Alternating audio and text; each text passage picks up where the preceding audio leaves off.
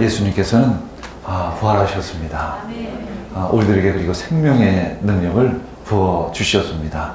참 우리가 가장 어려워하고 이 삶 가운데 힘들어하는 것이 바로 죽음입니다. 참 이 죽음, 어제가 바로 세월호 참사 3주기를 맞는 날이기도 했습니다. 그래서 많은 이들이 광화문 광장에 나와서 촛불을 들고 함께 슬픔을 나누는 모습을 우리는 볼 수 있었습니다. 그곳에 살아나셨던 생존자 김 씨라는 분이 한 분 계셨습니다. 그분은 자기를 연단해서 자기를 소개하기를 자신은 생존자가 아닌 세월호에 승선한 한 사람이라 이렇게 소개하고 싶다, 이렇게 이야기를 했습니다. 왜냐하면 몸은 살았지만 그 후에 죽음과 같은 고통 속에서 지금도 살아가고 있다는 것이죠. 그래서 그날의 악몽과 고통이 생각나지 못할 정도로 약을 먹으면서 버티고 있다는 것입니다. 참 몸의 죽음도 힘든 일이지만 이 땅을 살면서 마음이 죽어 있는 것만큼 힘든 일은 사실은 없습니다. 자, 세월호의 그 비극을 바라보며 꽃다운 나이에 죽어간 그 아이들 좀 불쌍하지만 그 가족들이 참 더 안타까운 모습을 보게 됩니다. 그 마음이 얼마나 찢어질까, 얼마나 고통스러운 그 죽음의 삶을 살아가고 있을까. 우리는 그들에게 부활의 생명이 임하기를 우리는 함께 기도해야 될 줄 믿습니다. 그러나 가장 큰 죽음이 있습니다. 그것은 영혼의 죽음입니다. 영혼의 죽음은 바로 하나님을 만나지 못하는 그런 저주인 것이죠. 예수님께서는 십자가 위에서 기도하셨습니다. 시편 22편을 놓고 기도하셨죠. 하나님 어찌하여 을 버리십니까? 예수님께서 십자가에 못 박혀 죽으실 때 마치 하나님 아버지는 고개를 외면하고 전혀 보지 않는 것처럼 느껴질 수밖에 없었습니다. 예수님은 그때 가장 깊은 영적인 고독을, 그 어려움을 겪으셨던 것입니다. 그래서 예수님은 하나님을 향해 하나님 어찌하여 나를 버리십니까? 이렇게 기도했던 것입니다. 그러나 예수님은 사흘 만에 부활하셨습니다. 예수님께서 십자가에 못 박혀 죽으시자 하나님의 능력이 그때부터 나타나기 시작을 하신 것입니다. 지성소의 시장이 찢어졌습니다. 우리 모두에게 인류의 살 길이 활짝 열려진 것입니다. 우리들의 영혼의 구원의 그 살 길이 활짝 열려진 것입니다. 예수님께서 그 문을 여신 것입니다. 십자가의 그 고난을 통해서, 그 십자가의 죽음을 통해서 그 지성소의 그 길을 활짝 여신 것입니다. 그 지성소의 깊은 곳에는 바로 생명이 있습니다. 영원한 생명이 있습니다. 우리는 지금 그 길을 가고 있는 것입니다. 예수님은 죽음을 이기셨습니다. 그 증거가 바로 부활인 것입니다. 그러면 도대체 부활의 증거는 도대체 무엇일까? 바로 성령님이십니다. 성령님이 지금도 역사하고 계십니다. 부활하신 예수님만이 우리들에게 성령을 부어줄 수 있기 때문에 그런 것입니다. 오늘 많은 질병의 치유에 간증을 나누었습니다. 하나님께 영광을 올려드렸습니다. 이 모든 것은 바로 부활하신 하나님의 역사인 것입니다. 부활하신 하나님께서 우리에게 성령을 부어주셔서 그 성령의 역사심이 우리를 한 사람 한 사람 가운데 임한 것입니다. 하나님은 우리들의 영혼을 구원하여 주셨습니다. 또한 우리들의 몸도 회복하기를 원하시는 것이 바로 하나님의 마음이신 것입니다. 여러분들 모든 질병은 떠나갈 줄 믿습니다. 여러분들 모든 죽음의 공포가, 죽음의 두려움이 완전히 사라질 줄 믿습니다. 사도행전 2장 22절 읽겠습니다. 이스라엘 동포 여러분, 이 말을 들으십시오. 여러분이 아시는 바와 같이 나사렛 예수는 하나님께서 기적과 놀라운 일과 표징으로 여러분에게 증명해 보이신 분이십니다. 하나님께서는 그를 통하여 여러분 가운데서 이 모든 일을 행하셨습니다.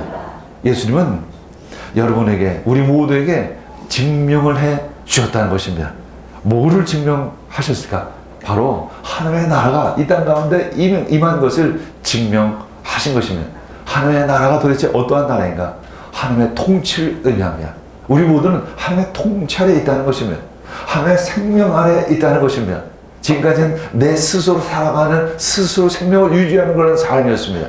그러나 그것은 절대적으로 한계가 있는 삶인 것이며 그러나 생명의 능력이 우리들 가운데 임한 것을 예수님께서 증명하신 것이며 복음은 증명되어야 합니다. 이 성경의 말씀들은 다 증명되어야 합니다. 그 증명된다는 것은 우리들이 실제로 눈으로 볼 수 있어야 한다는 것이죠. 우리가 만질 수 있어야 하는 것입니다. 우리가 경험되어질 수 있어야 하는 것입니다. 지금은 어떻게 그것이 이 복음이 이 성경의 말씀들이 증거될 수 있을까? 증명될 수 있을까? 바로 여러분 한 사람 한 사람을 통해서 하나님이 역사하십니다.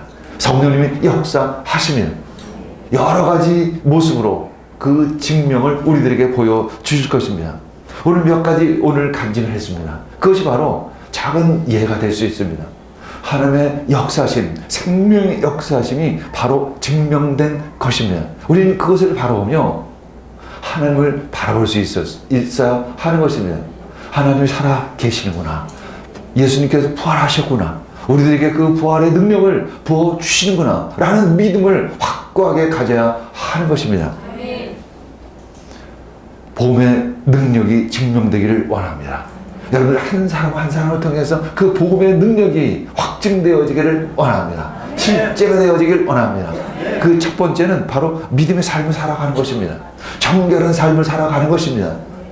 죄된 삶을 살지 않는 것을 의미합니다. 더러운 죄악을 물리치시기를 원합니다. 두 번째는 그때 우리를 통해서 성령의 능력이 나타나기 시작을 하는 것입니다. 복음의 능력이 나타나기를 시작하는 것입니다. 그 복음의 능력이 여러분들 삶 속에서, 여러분들 가정 속에서, 여러분들 자녀 가운데, 이 사회 가운데 역사하시기를 우리는 기도합니다. 지금도 복음의 능력이 계속 흘러넘치고 있습니다. 온 세계를 향해서, 온 열방을 향해서 흘러넘치고 있습니다. 마태복음 4장 23절에서 24절 읽겠습니다. 예수께서 온 갈릴리를 두루 다니시면서 그들의 회당에서 가르치며 하나님 나라의 복음을 선포하며 백성 가운데서 모든 질병과 아픔을 고쳐 주셨습니다. 예수님께서는 세 가지 일을 하셨습니다. 가르치셨습니다. 그리고 전도하셨습니다. 그리고 질병을 고쳐 주신 것이죠. 이것이 바로 예수님의 3대 사역이다. 우리는 이렇게 이야기하고 있습니다. 가르치셨습니다. 그 주제는 어떤 주제일까? 바로 하나님 나라인 것입니다.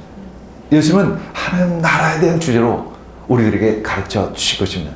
예수님의 설교의 제목은 아주 심플했습니다. 바로 하나님의 나라인 것입니다. 하나님의 나라에서 우리가 어떻게 살아가야 할 것인가? 하나님 나라의 능력은 도대체 어떠한 것인가?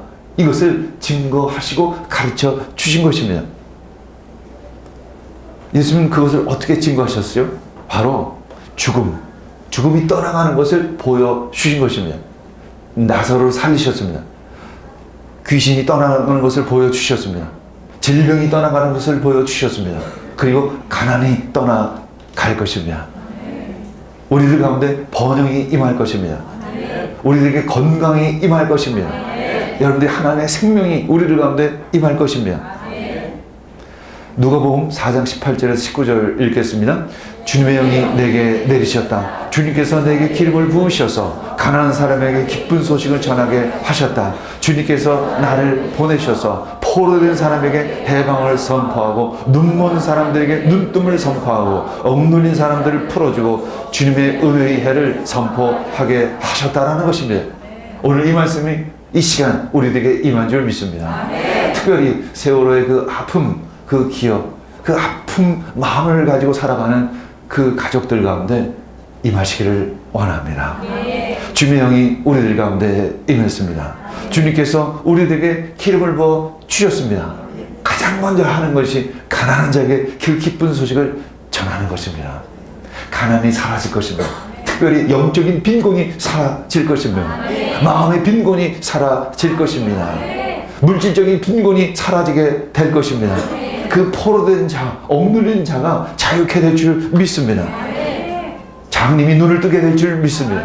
귀머거리가 귀가 열리게 될 줄 믿습니다. 앉은 명이가 일어서게 될 줄 믿습니다. 죽은 자가 다시 살아나게 될 줄 믿습니다. 이것이 하나님 나라의 복음인 것입니다. 하나님 나라의 능력이 되어지는 것입니다. 그러면 예수님은 어떻게 전도하셨을까? 예수님은 복음을 전할 제자들을 부르셨습니다.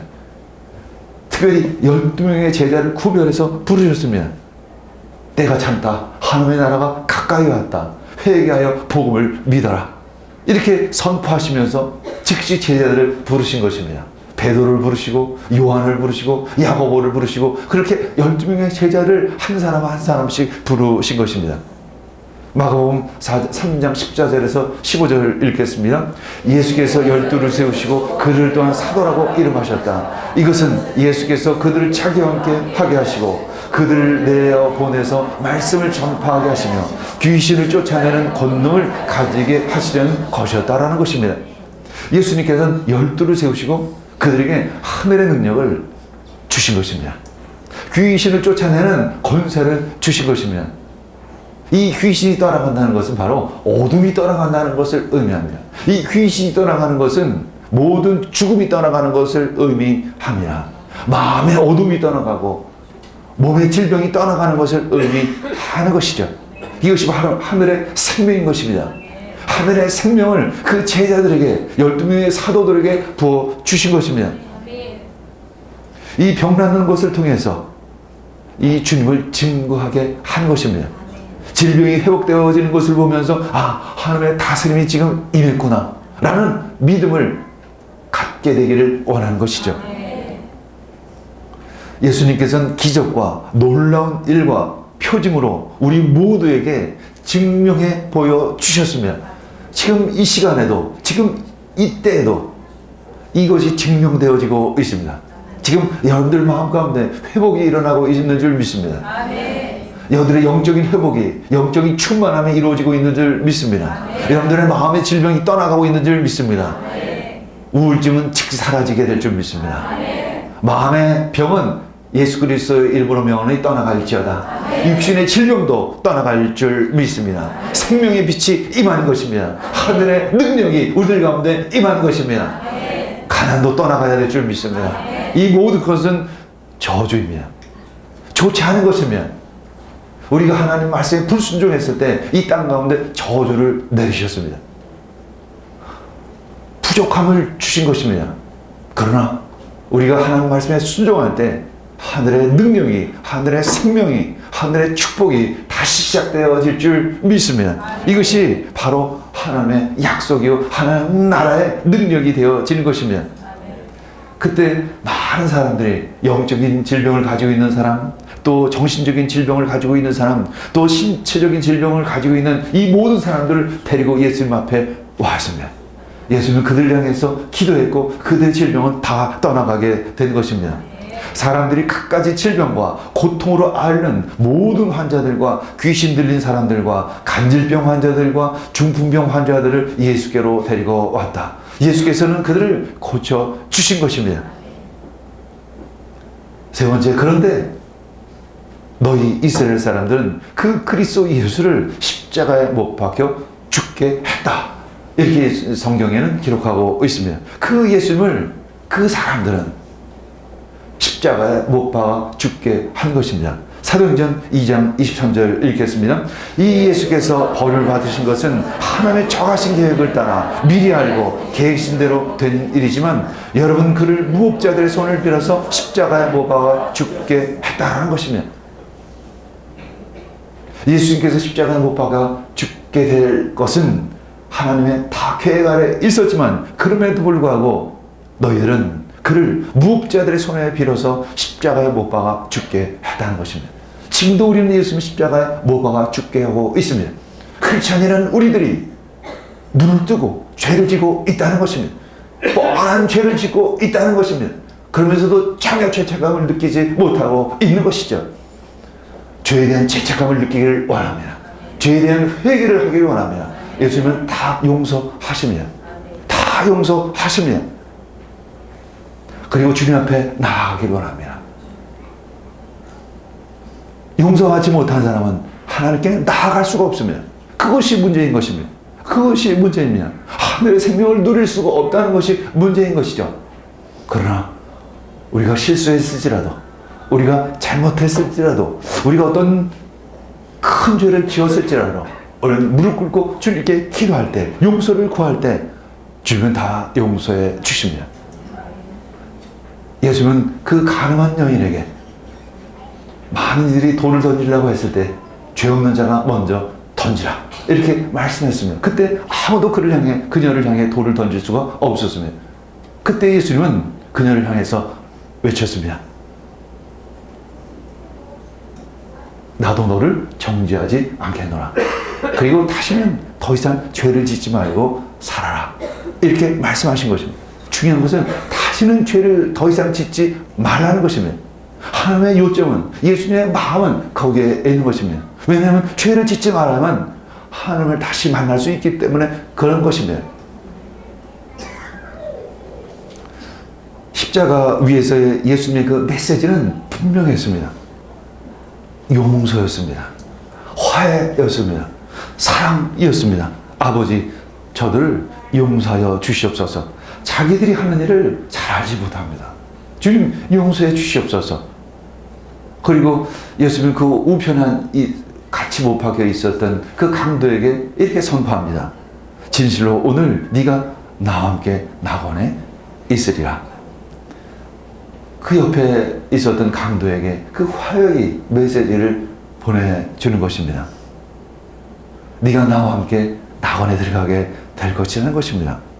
또 그 모친에게 말씀하십니다. 여자여 보소서 아들입니다. 자신의 제자인 그 요한을 향해 이제 당신의 아들입니다. 내가 그 아들의 역할을 다 못하는데 이제 나의 제자인 요한이 아들의 역할을 감당하게 될 것입니다. 하면서 그 인간 육신의 어머니 마리아에 대한 사랑을 고백하고 계신 것입니다. 그리고 말씀하십니다. 다 이루었다 하시고 머리를 숙이고 영원히 돌아가셨습니다. 예수님은 그 사랑을 완성하셨습니다.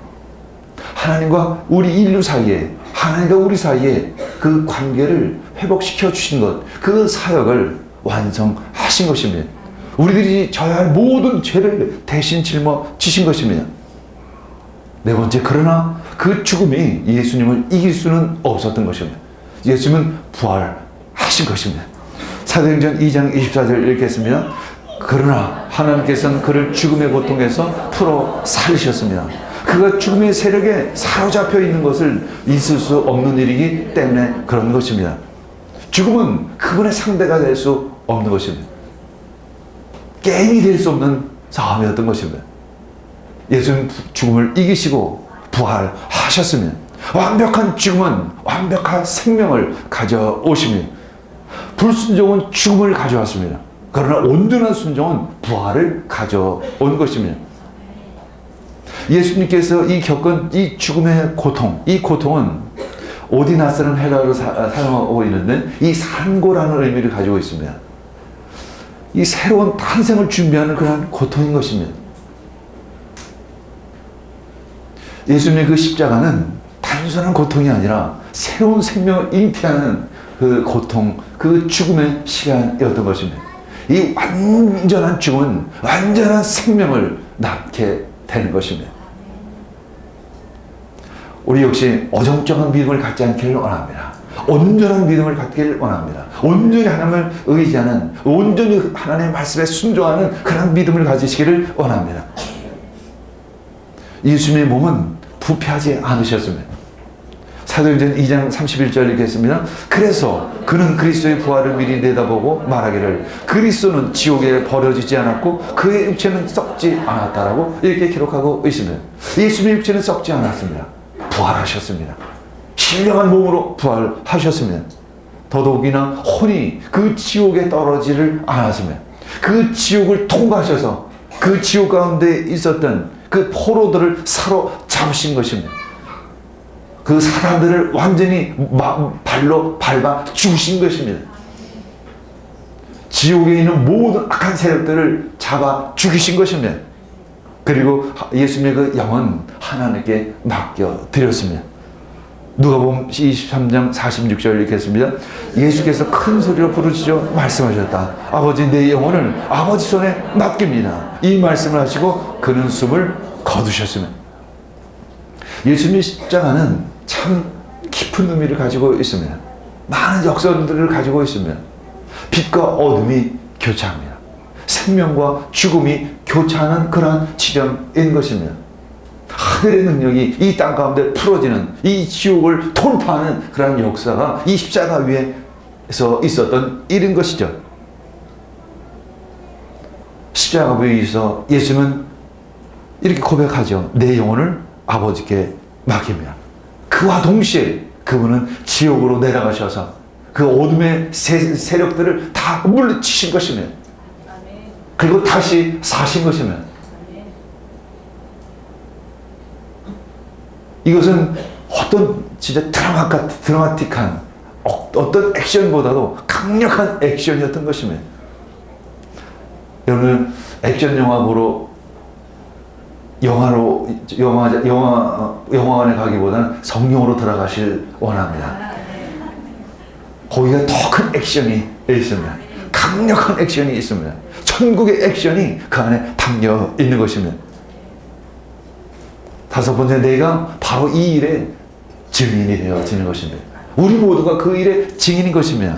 사도행전 2장 32절, 33절 읽겠습니다. 이 예수를 하나님께서 살리셨습니다. 우리는 모두 이 일의 증인입니다. 하나님께서는 이 예수를 높이 올리셔서 자기의 오른쪽에 앉히셨습니다. 그는 아버지로부터 약속하신 성령을 받아서 우리에게 부어주셨습니다. 여러분, 지금 이 일을 보기도 하고 듣기도 하고 있는 것입니다. 이 예수를 하나님께서 살리셨습니다. 높이 올리셨습니다. 우리는 모두 이 일의 증인입니다. 오늘도 우리는 그것을 증거하였습니다. 오늘 지금 나는 바로 이 말씀의 증명인 것입니다. 우리 여러분들의 삶이, 나의 삶이 그 이 말씀의 증거가 되기를 원합니다. 하나님께서 이 예수를 높이 올려서서 하나님 우편에 앉게 하시고 하나님의 모든 하늘과 땅의 권세를 나눠 주신 것입니다. 그래서 예수님은 아버지로부터 약속하신 성령을 받아서 우리에게 부어 주시는 것입니다. 지금도 계속 아버지로부터 그 약속하신 성령을 받아서 부어 주시고 계십니다. 믿는 자에게, 구하는 자에게, 찾는 자에게 계속 부어 주시는 것입니다. 하늘의 생명의 능력이 우리들 가운데 임하고 있다는 것입니다. 쏟아 부어 주셨다라고 이렇게 기록하고 있습니다. 쏟아 부어 주신 것입니다. 이 성령의 능력을 받으면 어떤 일이 일어나기 시작할까? 바로 우리는 하나님을 증거하기 시작을 하는 것입니다. 내 몸이 회복되어지고 내 병이 나았다라는 것이 중요한 것이 아닙니다. 바로 하나님의 통치가 우리들 가운데 임했다라는 것이 중요한 것입니다. 병이 나는 것이 믿음의 목적이라면 우리 병원에 가는 것이 더 빠를 수 있습니다. 그러나 병이 나는 것이 목적이 아니라 바로 하나님이 지금 역사하셨다라는 것. 그래서 우리는 그것을 표적이라고 이야기하는 것입니다. 병이 나는 것이 우리들의 신앙의 목적이 아니면 그것만큼 우리가 분명해야 합니다. 때로 가끔 보면 병 낫는 것이 신앙의 목표인 것처럼 이렇게 전해지는 경우도 있습니다. 그것은 예수님께서 성경이 원하시는 그런 말씀이 아닌 것이죠. 그것은 바로 표적인 것입니다. 하나의 가르침인 것입니다. 하나의 증거가 되어지는 것입니다. 엄청난 생명의 증거이지만 그것이 목표는 아니라는 것이죠. 바로 하나님 그분이신 것입니다. 우리들의 시선은 바로 하나님께 집중되어야 하는 것입니다. 그때 하나님이 증거되어지기 시작을 합니다.